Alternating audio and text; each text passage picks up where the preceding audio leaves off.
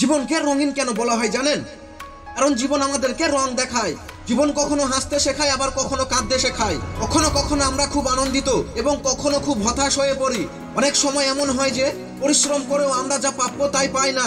কখনো কখনো এমন হয় যে গন্তব্য মাত্র এক ধাপ দূরে, কিন্তু আমরা তার আগেই হাল ছেড়ে দিই।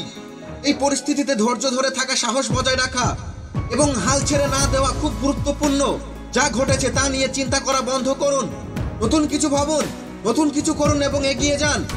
আপনি যদি যা ঘটেছে তা নিয়ে মাথা ব্যথা করতে থাকেন, তবে আপনার আজকের দিনটাও নষ্ট হয়ে যাবে। আমার কথা হালকাভাবে নেবেন না। আপনি যদি সত্যি দিনরাত আপনার পিছনে ঘটে যাওয়া ঘটনাটার পুনরাবৃত্তি করতে থাকেন, তাহলে আপনি ভবিষ্যতে নতুন কিছু করার সিদ্ধান্ত নিতে পারবেন না। জেনে নিন কেন এমন হয়। এর কারণ হলো, যখন আপনার মন খারাপ থাকে তখন আপনার মস্তিষ্ক ভালো কিছু চিন্তা করতে পারে না।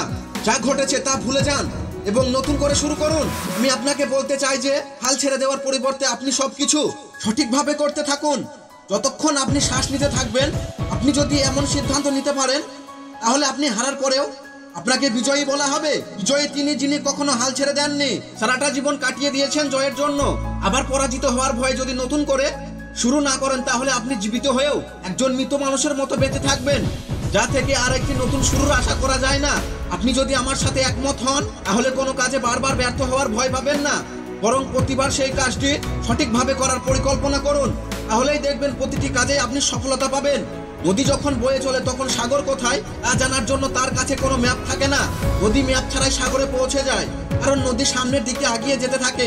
সেজন্য সাফল্যের চূড়ায় পৌঁছানোর জন্য আপনাকে নদীর মতো সামনে এগিয়ে যেতে হবে। আপনি যদি থেমে না থেকে নিয়মিত সামনের দিকে এগিয়ে যেতে থাকেন, তাহলে সফলতা আপনার কাছে ধরা দেবে।